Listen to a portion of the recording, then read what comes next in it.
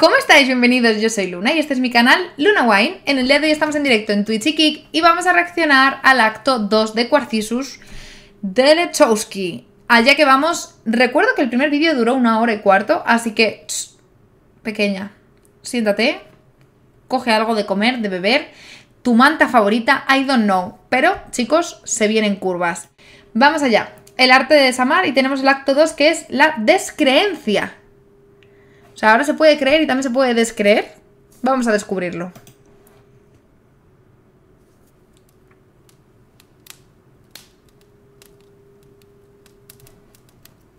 Habían pasado varias semanas desde el horror de su cruel desengaño. Oh, o sea, no es algo solo del primer acto por ser el primer acto, sino que nos va a estar narrando los inicios todo el rato esta persona. Eso me gusta un montón. La verdad me parece algo muy original y muy guay. Además, con ese sonido de fuego de fondo, da de verdad la sensación de estar sentado alrededor, ¿no? de la hoguera escuchando historias. Entonces, te mete en mood y te mete en la situación muy profundamente. Tiempo lentificado por el daño. Y contempló el mundo por sus ventanas. O sea, de momento nos está diciendo que han pasado un par de semanas desde su desamor. Que desde entonces siente la vida mucho más lenta. Me imagino que sea pues mucho más pesada, ¿no? Y que esté como jodido, básicamente, pasando un duelo después de el choque de realidad. Y ahí empezamos. Presenció el asco y la impiedad humanas. Y Dios se le mostró como un extraño. ¿Qué? ¿Y esta mención a Dios? Me sorprendió. O sea, lo que está conociendo es pues eso, la falta de piedad, ¿no? O sea, el ser tratado de una forma casi inhumana, como un objeto, ¿no? Y que el asco y da la sensación de eso, ¿no? De la humillación. A mí me recuerda todo lo que estaba mencionando al ser humillado. Sombra ahora donde luz hubo antaño. Mundo esculpido por manos tiranas. Se ahogaba en una honda depresión.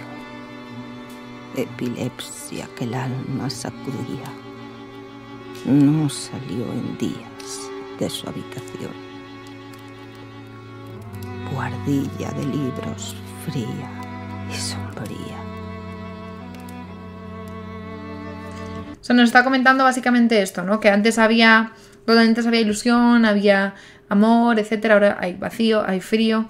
La persona se está encerrando cada vez más en sí misma, por lo tanto está muy deprimida. Todo se siente frío. Incluso no solo que él esté frío, sino el entorno en el que está ahora mismo encerrado, ¿no? Es frío, es sombrío también. O sea, todo toma ese tinte. No solamente la persona, sino todo el alrededor. Incluso los espacios, ¿no? Es esta sensación de tener como un velo delante que te hace verlo y experimentarlo todo de cierta forma. Me recuerda a eso también. Se oían los aullidos de agonía del ser que clama por su salvación. Fíjate, que estaba refiriéndose a eso, ¿no? A los llantos, a los gemidos de dolor, de ese desentendimiento, de esa ruptura de expectativas o de ese dolor humano.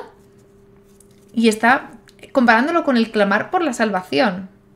O sea, es esa... Y me recuerda lo que he mencionado antes de la falta de piedad, ¿no? Es esa súplica por la piedad. Es ese... Sí, es esa... Aparte del tinte como pseudo religioso que tiene, es esa visión de la súplica por la piedad, por la salvación, ¿no? Por el ser, digamos, arrastrado fuera del infierno en el que está viviendo. O sea, es el salvar el alma del infierno, ¿no? En el que está.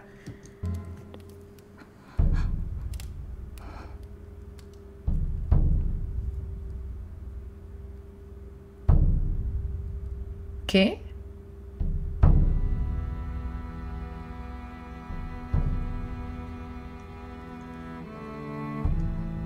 Chicos, esto es toda una experiencia, ¿eh? Esto es toda una experiencia y porque no tiene apartado visual, es decir, no tiene como videoclip elaborado, pero esto es una experiencia para los sentidos, o sea, ¿qué? Tengo un nudo en el estómago ahora mismo, la capacidad que tiene de transmitir sensaciones por medio de sonidos de una forma tan simple, ¿no? Tan fácil. Con esta facilidad de... Y ya está, y nudo en el estómago. Ok, Lechowski, vale, ok.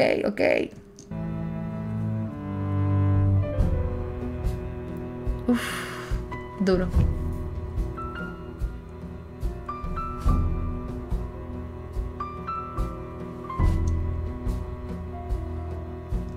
Para empezar, me sorprende que la música es muy lenta. Y no sé si es una forma que tiene de representar esa depresión y la pesadez de la vida, la lentitud, la agonía. Veremos, pero creo que puede ir por ahí. ¿Y ahora qué? ¿Dónde esconderme de quien no me busca? No hay asilo que me salve de mí. Mi corazón es un puñal que se me incrusta. Me he convertido en un monstruo que ahora me aterra. ¿Qué está pasando, chicos? Me está encantando esta... ¿Qué? ¿Qué está pasando? Oh my god. Esta forma de entrar no me la esperaba. De una forma tan suave, tan... ¿no? Con susurros, con... ¡Oh, Dios mío! Se vienen curvas. Me ha gustado mucho esa frase de cómo esconderme de quien no me busca, ¿no? Esa sensación de persecución tan potente y tan fuerte. Pero no es que alguien te esté buscando, es que precisamente notas la ausencia de búsqueda. ¿Y cómo se lucha contra ello? Si no puedes... No, lo que lo calmaría sería la búsqueda en sí misma, el sentirse buscado, pero no puedes acceder a ello. Entonces, ¿cómo se lidia con la sensación de ausencia? Porque no es lo mismo no sentir algo que sentir que falta algo. Y aquí está hablando claramente de la segunda opción, ¿no? La noche me amenaza con la noche eterna. Han degollado mi fe. ¿Por qué me torturas, Señor? ¿Acaso con lágrimas sacias tu sed? Te lo ruego, apiádate de mi ser. Claramente está describiendo la sensación, la percepción al menos, ¿no? De que la otra persona disfruta con exprimirle emocionalmente y con hacerle sentir mal y demás, ¿no? Y él también habla de esa falta de reconocimiento de uno mismo, ¿no? De autorreconocimiento cuando habla de esto de me he convertido o me has convertido en un monstruo, ¿no? Alguien que yo no reconozco, yo no soy esta persona.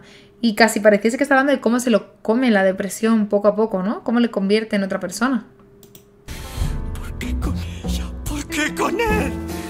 ¿Por qué consientes que esto suceda? Su traición no es sino tu traición. ¿Qué quieres que aprenda? Fíjate, y lo relaciona con el primer acto, ¿no? A través de estas líneas de su traición es tu traición. ¿Recordáis qué es lo que pasó en el primer acto, cierto? Y la traición que tuvo, que atravesó este personaje tan grande. Y por lo que veo, los actos son actos de verdad. O sea, es decir, hay una historia de fondo y lo que estamos viendo son actos dentro de la misma línea narrativa, ¿no? Y vemos que el personaje, al menos creo, que es el mismo, ¿cierto? Entonces, bueno, eso es interesante porque significa que, o entiendo, que todos los actos que vamos a ir reaccionando van a estar entrelazados entre sí y van a tener un orden cronológico y tienen un sentido único, ¿no? Ah, vigía que auscultas mi conciencia. Nunca tuvo verjas mi silo en tu presencia.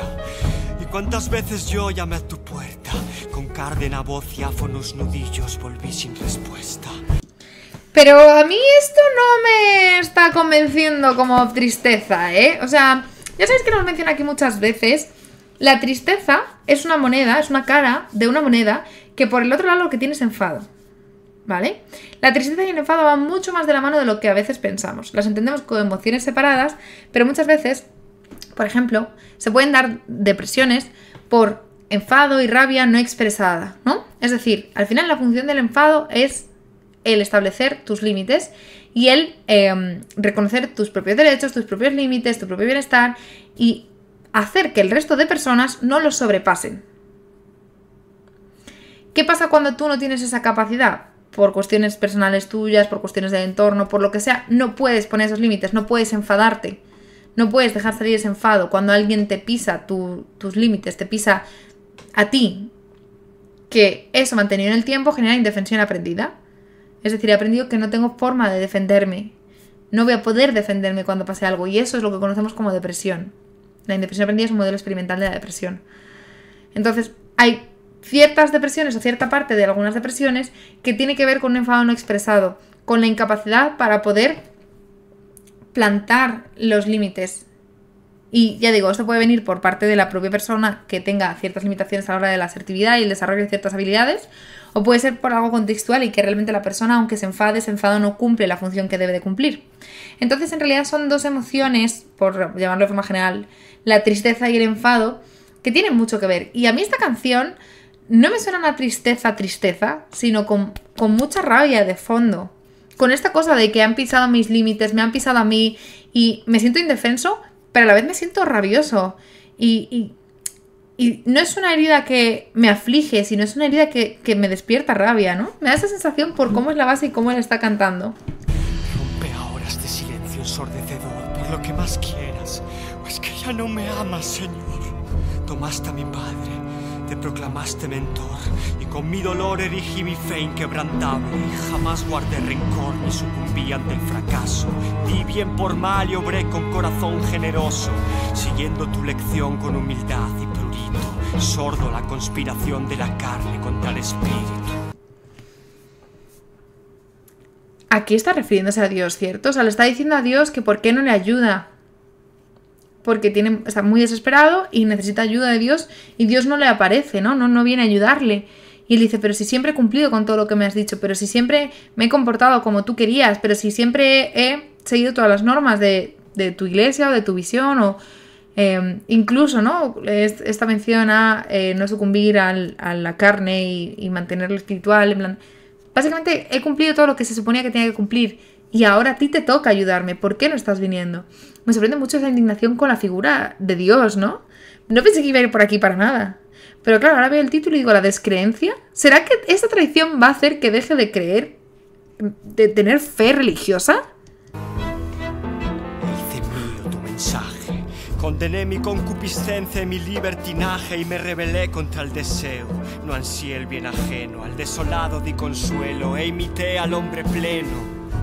Pero ella es todo lo que tengo, lo que más amo. ¿Por qué la has arrancado de mi lado?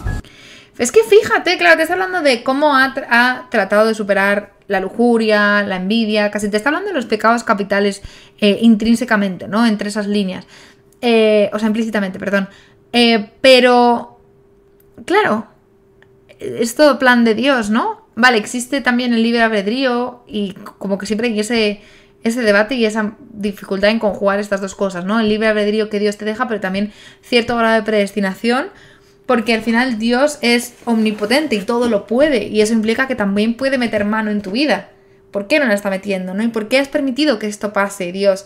¿Por qué no me has protegido si yo siempre hice lo que tú quisiste?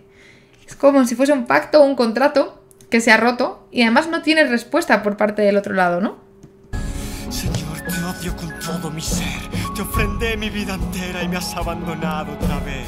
Me ahogas, salvas y hundes de nuevo en tu abismo. Impasible contemplas la agonía del orbe. ¿Qué tipo de prueba es esta que enfrentas al hombre? Siglos de sangre no bastan para saciar tu sadismo. Fíjate que ya está planteando a un Dios ya sádico, ¿no? En este punto, diciendo que más necesitas.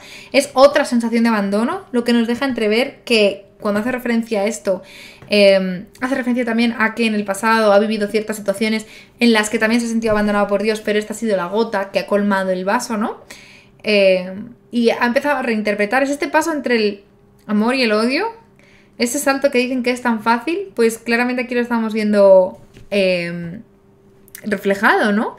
Entonces, de pasar de entregar tu vida entera a empezar a entender que él está jugando contigo y desde una perspectiva maquiavélica y sádica. Ante tu soledad creaste este teatro, nos vestiste de dolor para divertirte con el llanto. Nosotros tus bufones que bailamos sin descanso, esta danza del sacrificio a cambio de un premio falso, pues... Fíjate que ya, o sea, me gusta mucho esta representación, ¿no? Porque al final está hablando de marionetas de las que Dios tira del hilo, ¿no? Pero además con esta cosa del libre albedrío, repito, es incluso más entretenido, porque no es tú mueves las muñecas, es tú pones las muñecas y ellas juegan solas. Y eso para ti es entretenido, ¿no? Y en esta visión que nos está presentando del Dios sádico, del Dios que permite el sufrimiento e incluso lo disfruta, dices que es que tú te aburrías y entonces nos pusiste aquí y ahora nos dejas que suframos. O sea, él se está convenciendo incluso de que no es que sufra porque Dios esté ocupado resolviendo todos los problemas, sino es que disfruta y goza de ello. O sea, el dolor que está atravesando es tan intenso y tan trascendental, tan profundo, que se plantea eso, ¿no? Que esto solamente puede ser producto de un ser sádico y maquiavélico que disfruta de esto. Porque si no, no tendría sentido este dolor. Que bailamos sin descanso, esta danza del sacrificio a cambio de un premio falso. Pues y por supuesto, premio falso, porque él ha estado haciendo esos sacrificios que Dios le pedía y lo que él necesitaba nunca se ha dado de vuelta, ¿no? Es una relación muy injusta. ese podio es un cadalso. Ya que te distraes con nuestra pena, concede al menos el laurel de tu aplauso. ¿Qué puedes decir a esto? Responde, no te oigo. Adelante, álzate, omniausente maestro. Fíjate que le está pidiendo una prueba de realidad a Dios. Le está diciendo a Dios, si existes, muéstrate. Contéstame, yo quiero escucharte. Replica, si te atreves. Esta conversación es muy interesante, chicos. No pensé de verdad que esto fuese una oda al ateísmo, ¿sabes? Pero a lo mejor acaba siendo esto. Descarga sobre mí tu trueno de cólera, dictador que violas la ley que tú mismo has impuesto.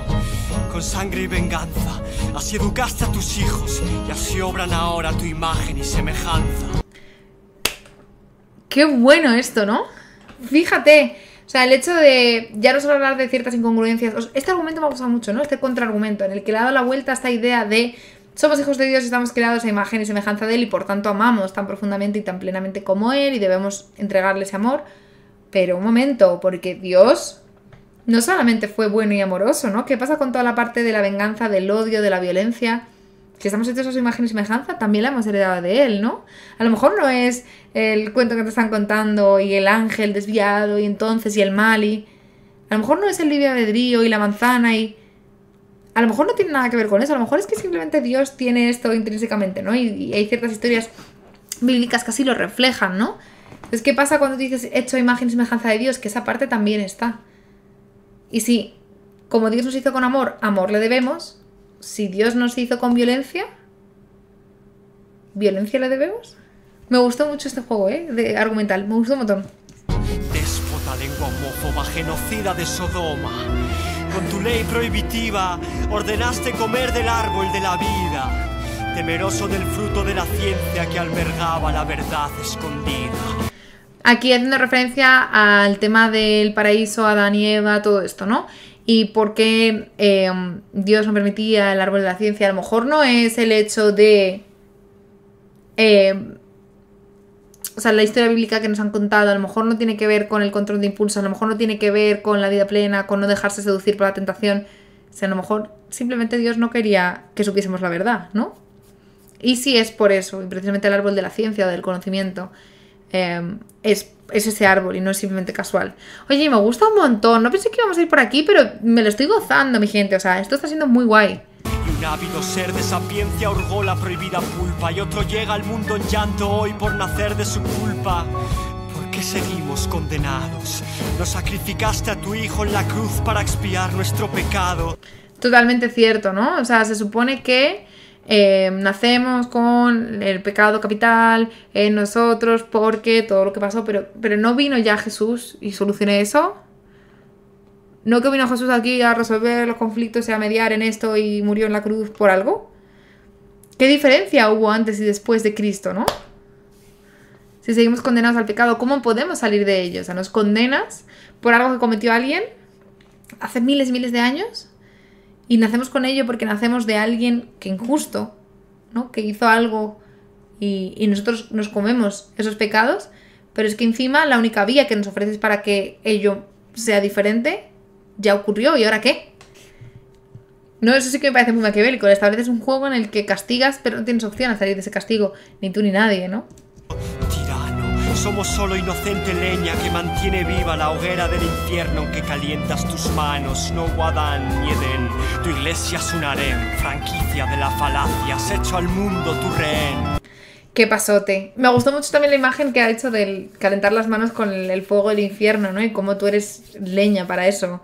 Eres leña para arder en el infierno y él se frota las manos desde arriba. Con ese juego de infierno abajo, él arriba, la posición de superioridad, cómo él se alimenta de ese calor, ¿no? O cómo él disfruta de ese calor. Oye, qué pasada esta visión, ¿eh? Es que es... Jamás devolverás a tus siervos aquello que perdimos por mirar a través de tus ojos ciegos. No, ni siquiera existes, no puedes existir. Tú no creaste al hombre, el hombre te creó a ti. Bof. Bof, qué pasada. Tú no creaste al hombre, el hombre te creó a ti, ¿no? No puedes ni existir. O sea, fíjate cómo dando vuelta su discusión consigo mismo. En realidad esto es un soliloquio, digamos, en cierto sentido, ¿no? Entonces él va hablando consigo mismo y acaba llegando a la conclusión de que Dios no puede existir. Dios es una creación del hombre. ¿Cómo va a existir Dios, no? Y además me gustó que dijo esto de nunca nos devolverás lo que perdimos, ¿no? Yo no sucumbí a la tentación y yo no caí en el disfrute del cuerpo, en la lujuria, en la envidia, en la soberbia. Yo evité todo esto. Todo eso que he perdido, que he cedido, que he dejado de lado y que he negado por amor a ti y en base a falsas promesas, como mismo mencionaba, ¿a mí quién me lo devuelve? ¿Y cómo se hizo el universo? ¿Acaso es una flor innata? ¿Qué es esta áurea aureola? ¿Qué es ese redondel de plata? ¿Qué son aquellas perlas esparcidas por el lienzo anil que acaban por morir sobre la franja escarlata? De repente la música se puso intensa y está reflexionando sobre el inicio sobre la creación del universo, ¿no? Wow, ¿es que va a abordar todos los temas religiosos o con explicación en base a la creencia religiosa? Yo diría sí y me uno. Dio vida a la vida, nada nace de la nada. Calla, solo eres fruto de una duda ciega. Me gusta demasiado cómo juega con la intensidad de la música siempre. Sabe hacerlo muy bien, con los distintos instrumentos, con los distintos momentos de tensión, cómo juega con las voces. O sea, de verdad, Lechowski es una experiencia en sí misma. No es música, ¿sabes? Es supramúsica, no sé cómo explicarlo. Es metamúsica, es la música de la música. O sea, tiene la experiencia de la poesía y tiene la experiencia de la música, pero siempre va más allá. Y la forma que tiene de unirlas, no crean una obra, es que crean una experiencia artística. No sé si estaréis de acuerdo, pero vamos, yo con las dos canciones que llevamos de Lechowski y esta tercera, cada vez me voy reafirmando más en esta idea. Es una cuestión artística como mucho más, no sé cómo decirlo, barroca en cierto sentido, ¿no? Como más enrevesada, con muchos más matices, ¿no? Es teatro, sí, es mucho más teatro que música. La flor busca la luz, la abeja busca la flor, la nube se derrama en la semilla como el amor sobre el amor. La abeja busca, solo eres fruto de una duda ciega. La flor busca la luz, la abeja busca la flor, la nube se derrama en la semilla como el amor sobre el amor. Esto es el ciclo de la vida, ¿no? O sea, sí, la cadena alimenticia, estas cosas. Y un niño gime perdido en alguna parte. Desesperado podría buscarte, pero busca a sus semejantes. Tú no eres fruto innato del instinto natural. Tú necesitas la penumbra para poder brillar. Wow, chicos. Qué bueno me parece, ¿no? Dice cuando un niño llora, ¿no? Cuando un niño está mal, cuando un niño necesita ayuda, no acude a Dios, acude a sus semejantes, acude a su papá, acude a su mamá, acude a las personas de su entorno, por considerarlas cercanas y porque eso es lo que le marca su instinto, ¿no? Sus improntas. Entonces tú, Dios, tú no eres algo innato. No te buscamos cuando tenemos necesidad, sino cuando tenemos debilidad. Cuando ya ni los otros nos saben responder o no encontramos respuesta en los otros. Es cuando buscamos a Dios. Cuando no me atienden los otros, ¿no? Es cuando busco a Dios. Es lo que está planteando. No es una cosa de adultos, es un juego de adultos. Porque los adultos pasan por mucha más penumbra. Porque no tienen a otro que les cuide, ¿no? Porque no tienen a papá o mamá. Y entonces inventan un papá o una mamá. Que es Dios. ¿Sí? Porque porque es muy difícil caminar en la penumbra. Porque es muy difícil caminar sin luz, ¿no? Entonces, pues voy a ponerme un papá. ¿Sí? Es maravilloso. Bueno, esta es mi interpretación, ¿eh? Ahí me fui un poco de madre. Pero, buf. Por eso ya no creo en ti ni en tu oscuro idioma. Por miedo a lo inexplicable impusimos tu axioma. Pero ya no te temo, espejismo iracundo. Ha muerto en mí el chantaje con que amenazaste milenios al mundo. Fíjate que es la segunda ruptura de Quarcisus. Yo no sé si todos los actos van a ser rupturas, pero madre mía, esta persona está rompiendo con todo de su vida. O sea, hay que decir, qué fuerte. Y está rompiendo con Dios. Esto es una ruptura con Dios. Esto es un duelo de creencias. Por eso la descreencia, ¿no? Pero claro, mi pregunta es, ¿en algún momento de esta canción nos va a dejar entrever que esa ruptura y ese duelo de la creencia se rellena con una creencia nueva o es la eliminación de las creencias en sí? Ni temo la duda de que habrá más tarde. El espíritu existirá mientras exista la carne. Después no hay nada. La vida es un túnel de luz con oscuridad al final. El cuerpo es ataúd del alma. ¿Para qué hablo? Si me lo iba a decir en la siguiente estrofa.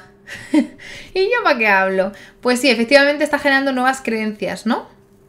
Nuevas creencias, mucho, o sea, por contraposición, ese tinte como espiritual y de conexión con algo superior lo está ahora rellenando, ¿no? Esos huecos con algo mucho más terrenal o creencias mucho más tangibles y agarrándose a lados un poco más lógicos, ¿no? Y desde las pruebas de realidad y no tanto desde la fe, que está muy dañada y atravesando un duelo.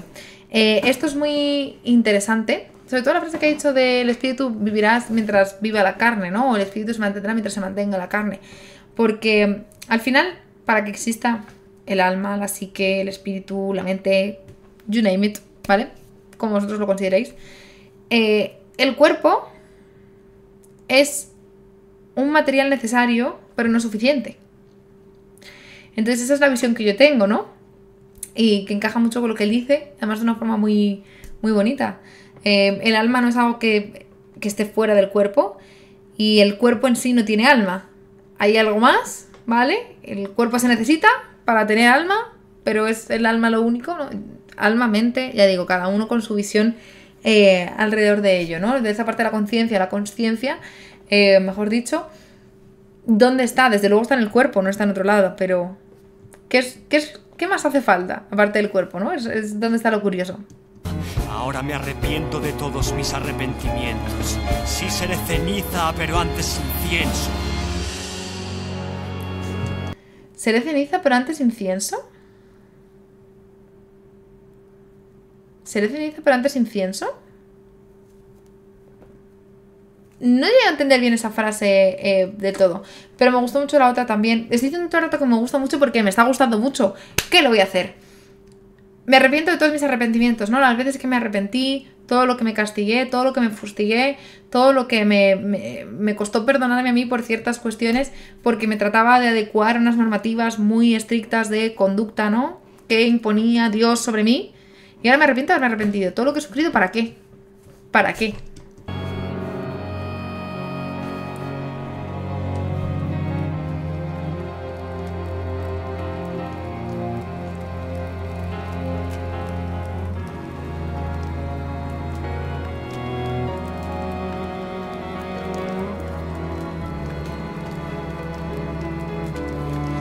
Esta parte, este puente me hace pensar que ahora viene la reconciliación o la tormenta, pero no es casual, nunca es casual, estas cosas con Lechowski nunca lo son. Todos los dioses sois el mismo Dios, la misma nada, el mismo hueco. Tu placer es infringir el dolor. Esta escena literalmente me la imagino él arrodillado con un rayo de luz iluminándole así. O sea, es absoluto blanco y vacío alrededor y es él en el medio sintiendo esto que está diciendo, el rayito de luz iluminándole. Pero solo arderá quien crea en tu fatuo fuego. Si acabó, no me apuntarás con tu dedo intangible. Tu amparo es el refugio de quien teme ser libre.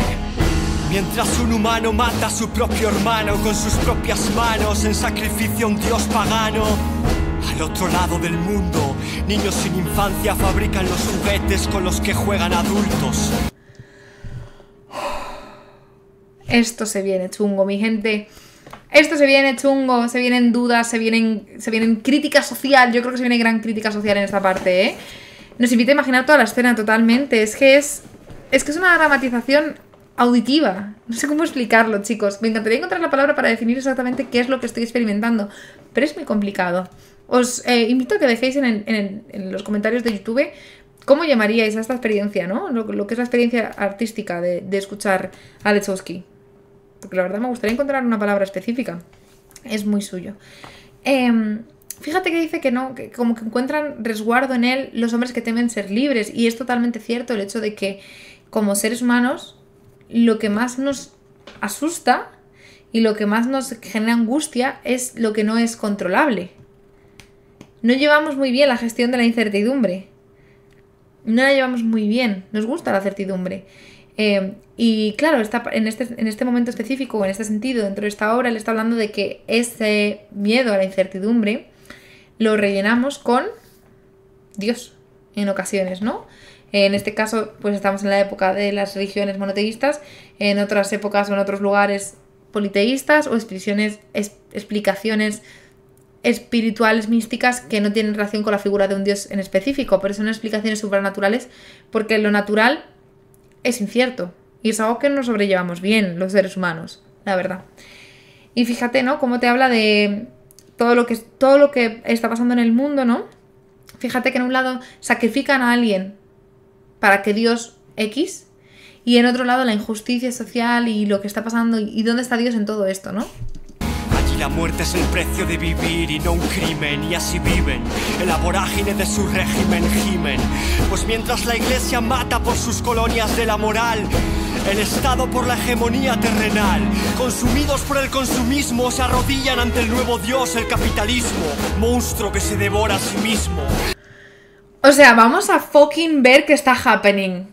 Mi gente, necesito ya 2 idiomas para expresarme. ¿Qué está pasando? O sea, está hablando de del neodios, ¿no? De los nuevos dioses y cómo Dios ha dejado de ser una figura específica para pasar a ser ideologías, ¿no? Para pasar a ser algo más ambiguo, más extendido, no es una figura personalizada. Y en esta parte estoy muy de acuerdo, hace ya bastantes años que lo reflexiono desde ahí. O sea, nos hemos dado cuenta de que gran parte de la potencia de las religiones no viene por Dios, sino viene por Satanás.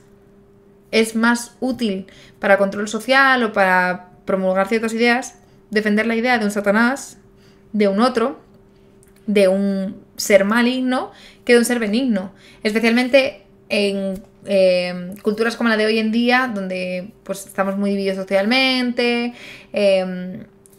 no somos la cultura del esfuerzo, digamos, por excelencia, o sea, es decir, además, quiero decir, no hay esa sensación de sacrificio por el grupo, me vengo a referir, y no hay esa sensación de grupo y formar parte del grupo, sino que estamos muy divididos. Hay muchísima libertad a la hora de elegir modos de vida, modos de vestir, lugares donde vivir. Entonces, dentro de ese contexto, establecer una religión basada en modos de conducta estrictos no tiene éxito. Tiene mucho menos éxito que una religión, entre comillas, ¿no? O una guía espiritual basada en lo que no hacer. ¿Sí? En quién evitar, en quién es el malo, en a quién culpar de todo. Es más fácil eso que a quién agradecerle todo. No nos gusta tanto agradecer, pero sí criticar y sí tener una explicación para los males, ¿no? Y fíjate cómo ha comparado la iglesia con el Estado, ¿no? Y como esa visión depredadora, pero en el ámbito espiritual y en el ámbito terrenal.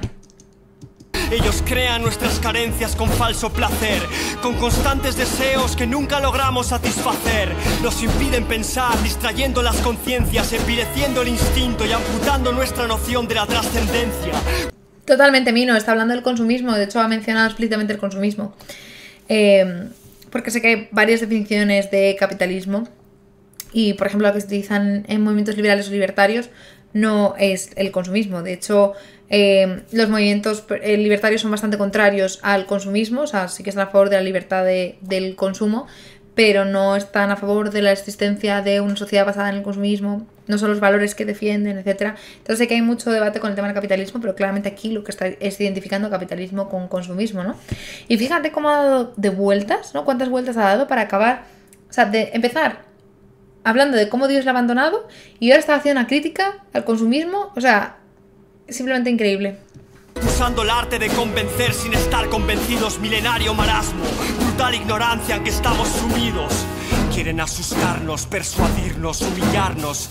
Antes que a caminar nos enseñan a arrodillarnos. Casi que está sustituyendo su creencia religiosa por una especie de activismo social, una especie de rebelión social.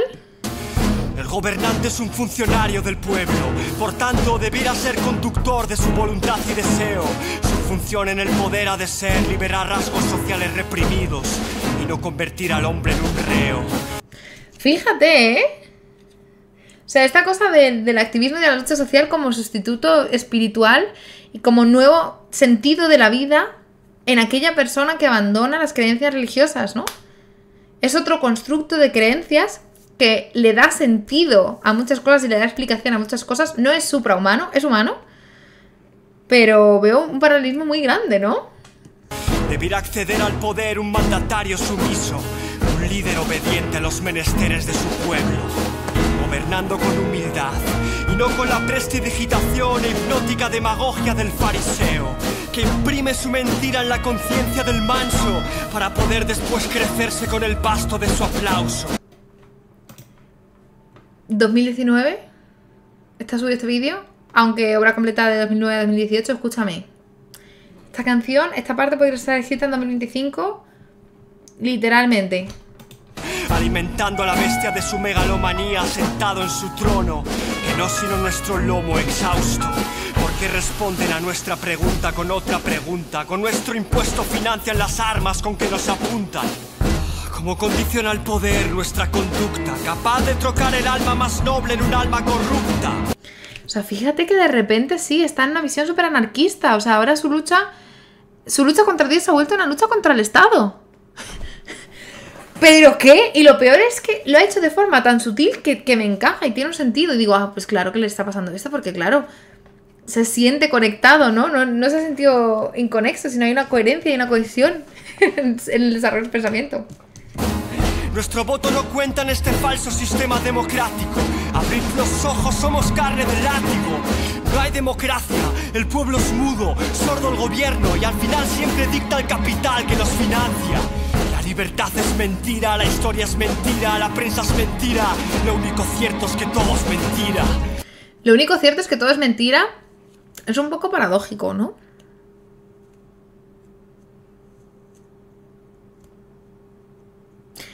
Si es cierto que todo es mentira, entonces no todo es mentira, porque es mentira, pero entonces no todo sería mentira. ¡Ah! Crisis lógica aquí. La globalización no es una alianza, sino un nuevo orden para la cómoda dominación de los hombres. Pero vamos a ver, pero esto se va de madre esto, ¿eh? Una sola lengua con la que poder someter, un oído que todo oiga, un ojo que todo pueda ver. Esta falsa libertad va a lograr con todo esto que solo el cruel dictador parezca un mandatario honesto. Bajo la noble mentira de la falsa bandera crean al enemigo, odio externo que mantenga al pueblo unido y nos asustan, usan nuestro miedo como excusa para acusar, incrustan su bandera homicida en tierra confusa. Chicos, me está encantando el juego, o sea, este juego de rimas que ha tenido aquí me ha gustado mucho, cómo ha conectado, cómo sonaban, eran muy chulas, muy chulas. Pero recordemos, o sea, por un segundo vamos a recordar que esto viene de una ruptura amorosa, de una traición amorosa. ¿Y dónde estábamos acabando, mi gente? Nos fuimos de verga. Y a esa invasión disfrazada llaman justicia, pues sepan que ni para hacer justicia la violencia es justa. El freno... Fíjate que Lechowski vino fíjate que vino Lechowski y se posicionó en esta duda que yo tengo con respecto a muchos cantantes que reaccionamos aquí en el canal. ¿La violencia en defensa es justa? ¿No es justa? ¿Qué justifica la violencia? ¿Existe justificación para la violencia o a todo se responde sin violencia? Es un gran debate o dilema que me gusta. Y que él se posicione, pues, me parece interesante. Justicia, pues sepan que ni para hacer justicia la violencia es justa. Ni para hacer justicia la violencia es justa. O sea, no es justo ejercer violencia ni siquiera cuando es con fin de hacer justicia. El freno de la evolución, religión y dinero. Cuántos magnicidios perpetrados contra hombres buenos. Cuánta justicia sobornada, cuánto inocente acusado. Cuántas mentes virtuosas acalladas en el fuego. O sea, ahora de repente es un cántico en defensa. Es que o sea, estoy flipando en el buen sentido. Ahora de repente esto es un cántico en defensa de los inocentes, de los buenos, ¿no? Que han sido acallados, que han sido sometidos, que han sufrido las consecuencias de un sistema injusto, ¿no? ¿Cuántos fueron a la guerra ignaros el motivo? ¿Cuántos conscientes de la verdad obraron por incentivo? ¿Cuántos inocentes perecieron? ¿Cuántas madres? ¿Cuántos niños? ¿En cuántas batallas fue Dios caudillo? Pero ¿Y en cuántas batallas fue Dios caudillo? Y de repente esto toma una estructura medianamente circular y ya no es solo un desarrollo lineal, sino, oye, que yo estoy criticando aquí todo lo humano, pero que venimos de lo suprahumano, ¿eh? O sea, ¿qué rol juega Dios en todo esto, no? Dios no es ajeno a todo esto. ¿Cuántos niños? ¿En cuántas batallas fue Dios caudillo? Pero la guerra es negocio, la enfermedad es negocio, el hambre es negocio, la pobreza es negocio, la muerte es negocio, el capitalismo es un monstruo. Para poder dar a uno siempre ha de arrancarle a otro y mientras exista... O sea, concibe también el sistema económico como un juego de suma cero, ¿cierto? En el que siempre uno gana y otro pierde. Ya no solo que absolutamente todo sea negocio, que es muy cierto. O sea, voy a decir una cosa que no tiene absolutamente nada que ver. Y sé que va a venir gente diciendo en los comentarios, ¿cómo has podido citar a esa persona? Pero la Zoe, en una canción, ya sabéis que la Zoe ella hace como trap, música de barrio, mucho ego trip, mucho flexing, ¿vale? Pues vino y se hizo una canción flexeando que tenía muchísimo dinero y la canción dice, tengo dinero para mi entierro. O sea, toda la canción viene a significar que ella es muy rica porque tiene suficiente dinero para enterrarse. Y más allá del flexión que eso puede ser o no, es muy fuerte esto, ¿no? En plan, como que lo extraordinario es tener dinero para tu entierro. ¿Cómo que es flexible? ¿Cómo que te cuesta dinero morirte? ¿Y cuánto dinero cuesta morirse, eh? A mí es de las cosas que más me sorprenden, sinceramente. Sinceramente. O sea, me parece simplemente alucinante lo caro que es morirse. Y ya no solo de forma directa. En todo lo relacionado con el funeral y los rituales también alrededor de la muerte, ¿no? Sino el impuesto de sucesiones o en ciertas cuestiones que tienes que... O sea, que tú mueras generan beneficios, ¿sabes? No sé, a mí me parece simplemente una locura. La desigualdad reinará la barbarie, lluvias de pólvora regarán con sangre esta tierra de nadie.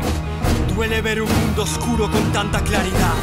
La política es miedo a la libertad, el dinero miedo a la soledad, Dios es miedo al miedo y así vivimos en sociedad. O sea, a ver, esto hay que analizarlo. Un mundo oscuro con tanta claridad. O sea, él está viendo de repente de forma muy clara, ¿no? Ha tenido esta descreencia, este desamor, esta traición con Dios. Y de repente ha empezado a verlo todo claro, ¿no? Y es decir, él ha formado su nueva visión, nueva perspectiva y nuevo sistema de creencias también, ¿no? Entonces ve todo con claridad, pero claramente es una visión muy pesimista. Viene una creencia en Dios, optimismo, confianza, fe. Y ahora está pasando al, pues la descreencia, ¿no? Que es justo lo opuesto. La política es miedo a la libertad. La política es miedo a la libertad, ¿no? Ok. El dinero miedo a la soledad. ¿El dinero es miedo a la soledad? Dios es miedo al miedo y así... Y Dios es miedo al miedo, me parece una frase muy buena. Así vivimos en sociedad, como ciegos guiados por ciegos.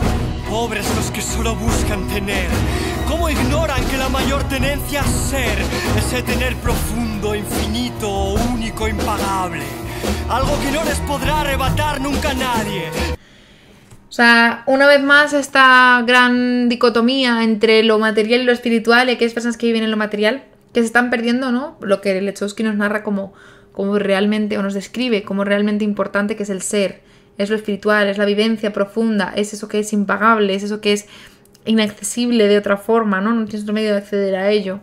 Pero además de esto, yo he recordado que al inicio de esta reacción estábamos hablando de la tristeza y el enfado y os dije, a mí esto me suena más a enfado que a tristeza.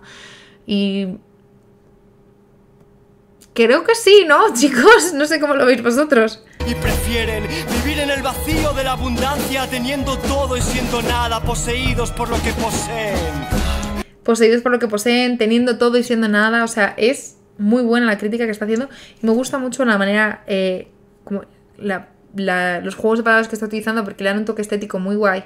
Y unas imágenes, ¿no? Mentales, visuales, muy chulas que acompañan a estas palabras. Qué triste morar, vivir felizmente tan falazmente. Se ríen para no llorar. Ojalá la vida fuera un mundo sin fronteras, bajo una sola bandera, pero cada uno a su manera. Fíjate, esto es muy interesante porque ha dicho todos, ¿no? Juntos bajo una misma bandera, pero antes has criticado la globalización y dice no, pero cada uno a su manera. Es decir, no hacer endogrupo, exogrupo, no hacer división entre grupos, no es que yo soy esto y tú eres lo otro, sino todos somos lo mismo, pero a la vez todos somos diferentes. yo creo que esto es algo muy difícil de asumir muchas veces, el hecho de que todos somos iguales y diferentes de maneras diversas, y es maravilloso, ¿no? Y creo que hay ciertas épocas, y aquí viene mi take, y aquí cada uno puede pensar lo que quiera. Mi opinión es que ciertas épocas sociales se caracterizan políticamente, socialmente, etcétera, por o bien entendernos más iguales que diferentes, o por bien entendernos más diferentes que iguales. O sea, como que la idea de fondo de conceptualización del ser humano es: somos semejantes al resto o somos diferentes al resto. Conjugar ambos creo que suele ser algo muy difícil socialmente, y en pocas ocasiones se puede llegar a dar, o hay pocos periodos históricos o sociedades en las que se pueda llegar a dar. A lo mejor esta es mi visión muy poco etnocentrista y muy centrada en mi contexto social, pero creo que ahí está la clave de todo, ¿no? Porque cuando pensamos que somos muy, muy semejantes, perdemos el valor de la diversidad, y cuando creemos que somos muy diversos, perdemos el valor de la igualdad, ¿no?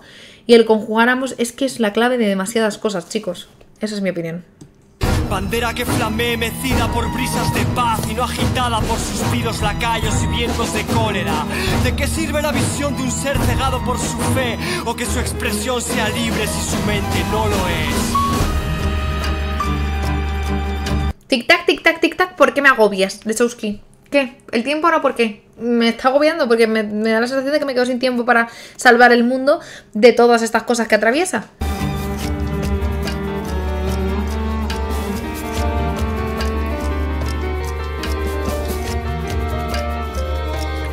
¿Que me está metiendo prisa? ¿Que no? ¿Que yo no puedo salvar nada, Lechowski? ¿Que yo no...? ¿Que ya? La fe en lo divino y la lealtad a lo colectivo han arrancado la verdadera identidad del individuo. ¿La fe en lo divino? ¿Qué ha dicho? Lealtad a lo colectivo. La fe en lo divino y la lealtad de lo colectivo han arrebatado la identidad del individuo, ¿no? Qué curioso, porque está de repente prestando una visión como muy individualista cuando viene de algo más colectivista. ¿Cómo lo conjuga? Venga. Han arrancado la verdadera identidad del individuo, que desde hace milenios busca una luz por la que ser guiado, un salvador que lo conduzca, una respuesta a sus preguntas, alguien o algo por lo que sentirse amparado. Pero es precisamente esa luz la que lo ha cegado. Es precisamente esa luz lo que lo ha cegado, ¿no? O sea, está hablando de cómo influye el grupo, la religión, etcétera, en dar respuestas a cosas que al final... Esto es como, mira, esto es así. Cuando tienes una relación de pareja, ¿vale? Imagínate. Voy a poner un ejemplo porque creo que va a ser más fácil explicarlo de esta forma. Cuando tú tienes una pareja y tu pareja se le dan muy bien los coches, ¿vale? Siempre que haya un problema con el coche o siempre que haya que tomar una decisión con el coche, eso es jurisprudencia de tu pareja. O sea, eso le corresponde a tu pareja porque es tan buena con los coches. ¿Qué es lo que pasa? Que aunque genera soluciones y aunque genera probablemente un nivel de respuesta mayor y una eficiencia mayor en la resolución de conflictos, largo plazo, tú, persona pareja de una persona experta en coches, vas a volverte un inútil de los coches. Porque nunca jamás te vas a enfrentar a resolver ningún problema ni conflicto relacionado con los coches, ¿no? Pues es un poco lo que está hablando, pero a nivel análisis social. Oye, si siempre acudes a Dios para que te resuelva los problemas, o a un grupo para que resuelva los problemas, o para definirte, o para encontrar respuestas, al final tú te pierdes y el individuo se pierde, ¿no? Porque está dependiendo de los demás sin darse cuenta.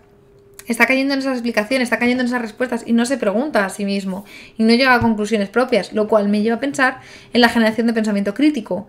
Y si de verdad estas cosas, como la lealtad al grupo, ¿no? O la fe en lo divino, pueden medrar ese pensamiento crítico, o cómo se puede hacer para que sean generadoras y cultivadoras de pensamiento crítico y no al revés. La paz, la verdad, la plenitud, la libertad son un largo camino sin guía ni itinerario. Nada puede acompañarlo en su lucha individual por emancipar su conciencia del estéril valor moral. Fíjate, claro, está hablando de la moralidad, de los valores morales y al final de valores en abstracto que, como bien dice, no son objetivos fijos.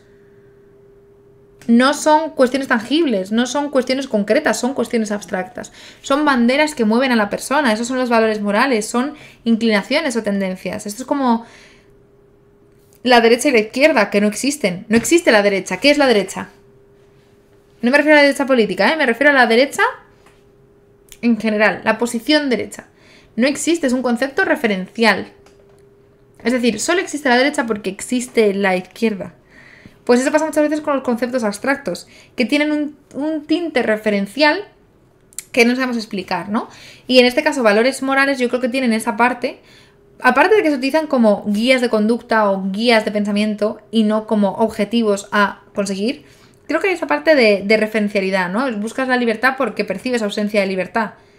Entonces te inclinas a eso, ¿no? Buscas la igualdad porque percibes ausencia de igualdad. Entonces es un valor referencial en el que tú te ubicas en un mapa en el que hay como distintos valores morales y distintos ejes y tú te vas inclinando, pero siempre en función de lo que hay alrededor. Siempre en función de lo que hay alrededor. Y creo que por esto, ahora sí, derecha e izquierda, como conceptos políticos, muchas veces son conceptos vacíos porque son referenciales. Y porque dependen del contexto histórico muchísimo. Aunque hay unos valores de fondo compartidos, etcétera, pero las personas se ubican en ese mapa diferente, ¿no? De forma diferente, dependiendo del contexto, porque son referencias, porque son mapas, son ubicaciones en un mapa, en referencia a otros elementos, ¿vale? No son concreciones, y por eso siempre cuando se habla de estos valores a veces se termina en este pensamiento de decir, vale, pero ¿cuándo hemos llegado a la verdadera igualdad? ¿Cuándo hemos llegado a la verdadera libertad? Es que no es un puerto en el que atracar, es un rumbo de un viaje infinito, infinito, y dependiendo de las condiciones del mar, por ejemplo, en mi símil o en mi metáfora o en mi comparación, pues dependiendo de esas condiciones, el rumbo va hacia un lado o hacia otro, ¿sí? Pero es la dirección del barco, no el puerto en el que atraca. Oye, me he venido arriba aquí, madre mía, qué vergüenza. Ha de ser su propia respuesta a morir y renacer, ser la serpiente que se desprende de su inútil piel. Ha de desmasificarse toda unión, toda asociación, fraccionarse, hasta quedar completamente solo. ¿Qué?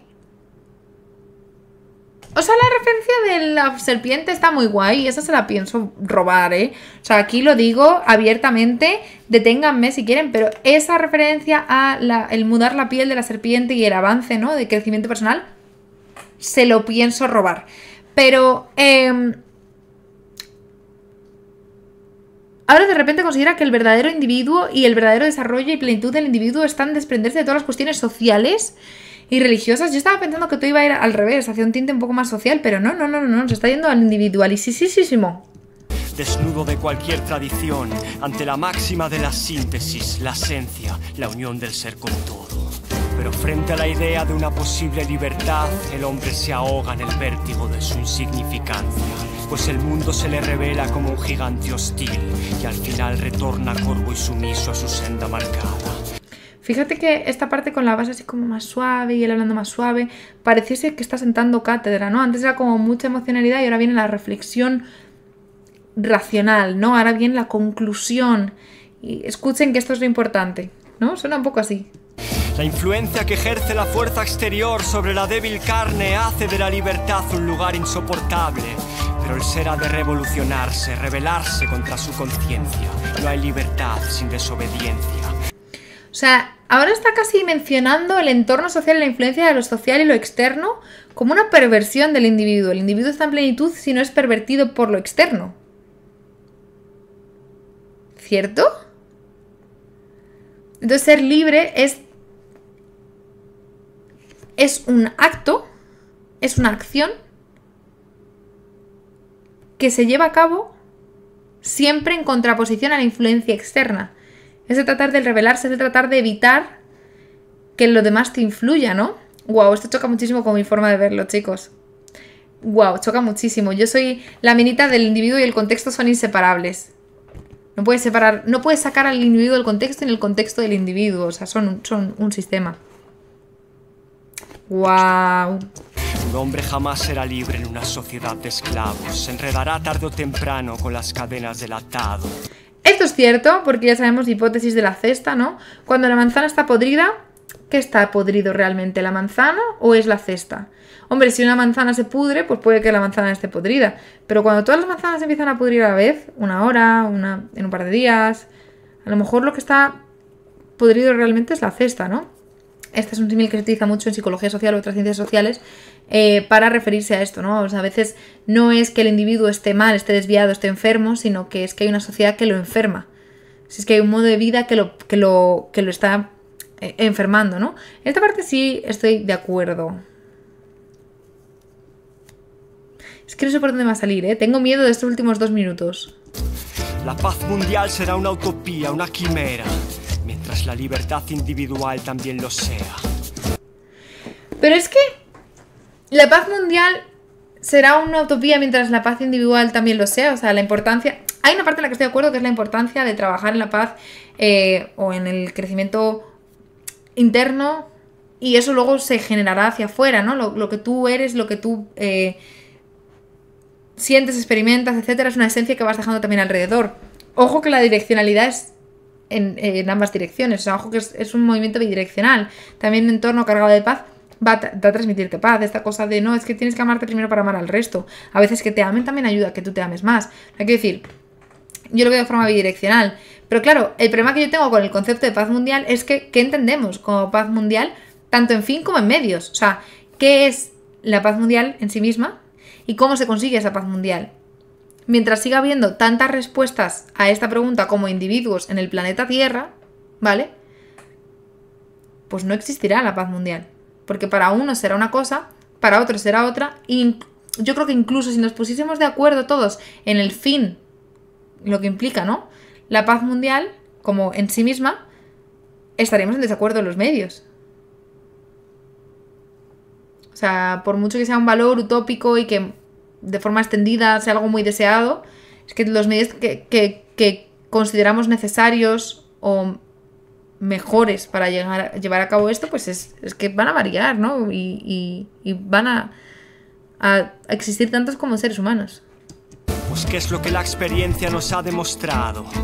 Ninguna revolución social logró salvarnos. Cuando el bien vence al mal y llega al poder se torna tirano. El mismo despotismo en distintas manos. Pero la voz de una nueva fuerza afirma sin certeza que un nuevo sistema librará al mundo de la carencia. Un nuevo sistema, o sea, está diciendo hasta ahora todas las revoluciones han supuesto el sustituir a unos por otros, pero el sistema seguía intacto. Pero ojo, que hay un sistema que vendrá a salvarnos. Un diseño tecnológico social basado en recursos derrocará al capitalismo, la desigualdad y la violencia. Imposible. Ningún avance impedirá que un hombre se mida a otro hombre, que codicie, envidie, mate u odie. Claro, aquí hay una parte en la que, ok, no queremos envidias, no queremos que se mate, que haya violencia, que se ejerza, pues eso, violencia en distintas formas entre unos seres humanos y otros. Pero recordemos que la generación de identidad propia no solo nace desde dentro, que es lo que nos está mostrando, sino también desde fuera. Nosotros tenemos identidad porque nos comparamos con el resto y las comparaciones son necesarias. No te digo la comparación desde la envidia, desde o que conduzca a, sino hay muchas interpretaciones y muchas formas de abordar la comparativa. Pero yo siempre pongo el mismo ejemplo. Yo soy gracioso porque mi amigo no lo es. O sea, por cómo funcionamos a nivel cognitivo, buscamos esa comparativa, más en una sociedad individualista como la que vivimos, ¿no? Pero nos definimos por comparación, porque si no, no nos podemos definir. Y somos una sociedad con obsesión taxonómica, es decir, o sea, estamos muy obsesionados con definirnos, con etiquetarnos, con todo esto, ¿no? Con formar parte de ciertos grupos y otros no. Pero es que siempre existe una característica porque el resto no la tiene, o porque otra persona la tiene en defecto y tú la tienes en exceso, o viceversa. Entonces, sin esa comparativa tampoco existimos, si la eliminas por completo. Entonces, hay que ver cómo medíamos con esto. No servirá a tecnología alguna mientras sea desarrollada por hombres de mente oscura. Este es un gran dilema también, ¿no? El hecho de, por ejemplo, a través de la inteligencia artificial o de conocimientos que no provengan directamente de mente humana, ¿podrá llegar a existir un sistema justo de justicia? Porque mientras utilicemos la mente humana para desarrollar sistemas, todos caerán en los errores de la mente humana. Solo se podrán superar los errores de la mente humana cuando superemos los métodos humanos, ¿no? ¿Seremos nosotros capaces de superarlo? ¿Hay algo que lo supere? Primero el ser debe purgar su conciencia, no inspirado en ninguna ciencia, sino en el instinto de la natura. Cualquier otra vía es artificial, invención del pensamiento humano. Dios, el dinero, el Estado. Debo desenterrar mi esencia, volver al originario, si quiero abrir los grilletes que me tienen atado. Es que fíjate que incluso esto me lleva a pensar el hecho de que esta canción que va específicamente sobre Dios y con esta visión que el Lechowski nos está planteando, al fin y al cabo, nos está diciendo también que Dios cae en los errores humanos, ¿no? Y que tal vez es por eso por lo que viene todo el conflicto con Dios. Destilarme de cualquier tradición y ser reeducado y abrazar de nuevo el mundo con amor unitario. Me voy, abandono todo lo que no es mío. Jamás tuve nada, las cosas me habían teñido. Por la forma en la que está cantando, esta escena es muy... Me voy. Con un dramatismo, ¿no? Me voy. Me voy. No todo lo que no es mío.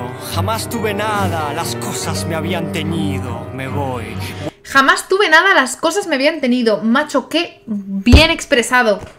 Qué bien expresado. La diferencia entre tener lo material y vivir lo material, ¿no? Vivenciarse en lo material a uno mismo. Qué bien expresado. No es lo mismo tener cosas que las cosas te tengan a ti atado, ¿no? Que vivas en pos de ellas y que las... Pues sí, que organices tu vida en base a esto. Esto se habla mucho, por ejemplo, con el tema del trabajo. ¿Vives para trabajar o trabajas para vivir? Es que el marco cambia completamente la experiencia, ¿eh? El marco de pensamiento desde el que se enfrenta cambia completamente la experiencia.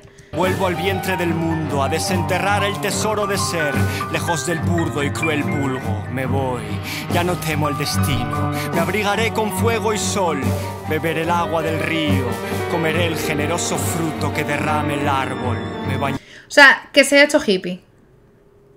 No hippie, pero tú sabes, un modo de vida alejado de la sociedad. I feel you. O sea, no me identifico más con algo porque no puedo. Sí, o sea, ese huir de la sociedad, ¿no? Ese deseo de huir de estos modos de vida que caen en estas dinámicas tan horribles, ¿no? Y volver esa vuelta a la naturaleza que se habla que puede, que esté pasando o que pase, ¿no? Ese éxodo que hubo de lo rural al campo o sea, perdón, de lo rural a la ciudad y si ahora hay el anti-éxodo, ¿no? Y si ahora lo que buscamos es huir de la ciudad, ¿no? Ahora que los trabajos no tienen por qué concentrarse exclusivamente en la ciudad, yo creo que con las nuevas tecnologías, el teletrabajo, va a haber un éxodo brutal a lo rural. Así. Y esa vuelta a lo natural, ¿no? Porque ahora las malas condiciones de estrés, de enfermedad física, de enfermedad mental están en las grandes ciudades. Es así, yo veo mucha gente de mi generación con estos sueños, ¿no? Es decir, simplemente quiero poder respirar bien, quiero poder comer comida natural, ¿no? Quiero poder salir de esta angustia vital de que las cosas me dominen. Quiero dominar yo las cosas, ¿sí? ¡Ah! ¡Qué guay! Pero, qué camino del héroe más extraño acabamos de experimentar, ¿no? Bañaré en la lluvia y me secaré en el camino. La luz ya ha roto el silencio con grito agónico. El telón del mundo se alza como un sudario. Hombres corren a cambiar por plata su tiempo dorado. Una paloma come de un charco de vómito. Los ojos... Hombres corren a cambiar por plata su tiempo dorado. Los hombres con urgencia buscan obtener un beneficio menor al que tendrían si valorasen de verdad y supiesen lo que vale su tiempo, ¿no? Esto es tan outsider, es tan Lechowski de su parte. Los de los escaparates izan sus metálicos párpados y un sucio cielo gris orina sobre el asfalto. Joder, qué visión de las ciudades tan tétrica, ¿eh? Doy por vencido. No me quedan fuerzas para rendirme. Es tiempo de redimir el tiempo perdido. Me doy por vencido, no me quedan fuerzas para rendirme. O sea, en este caso el rendirse entiendo que es el abandono de esta vida de la que está hablando. Dice, no tengo ni siquiera fuerzas para ello, o sea, me dejo llevar por esta sociedad, ¿no?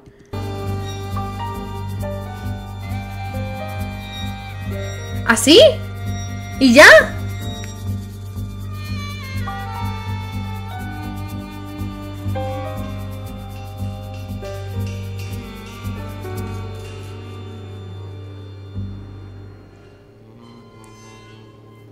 Uf, ese sonido ha sido como muy desagradable. No me lo puedo creer. Y termina así, no me lo puedo creer. Ya. Necesito más. Chicos, 1 hora y 5 minutos. No necesito más. ¿Qué ha pasado? Wow, menudo viaje, ¿eh? Es que es un viaje racional, es un viaje emocional. De verdad, ¿eh? Esto de Quarcisus es un antes y un después. Al menos para mí lo está significando, ¿eh? En temas que me hacen reflexionar, en formas de ver la vida muy interesantes, en conocer a un autor tan oscuro, la palabra es oscuro, es lúgubre. Lechowski lo es. Y es maravilloso. En fin, chicos, estaré encantada de leer todas vuestras reflexiones sobre estos temas que han salido hoy en los comentarios. Sabéis que me encanta pasarme por ahí a daros corazoncitos y leer qué despiertan vosotros, ¿no? De todas estas obras. Dejad un like si os ha gustado este análisis y esta reacción. Y como digo, siempre suscribíos para ver más reacciones como estas.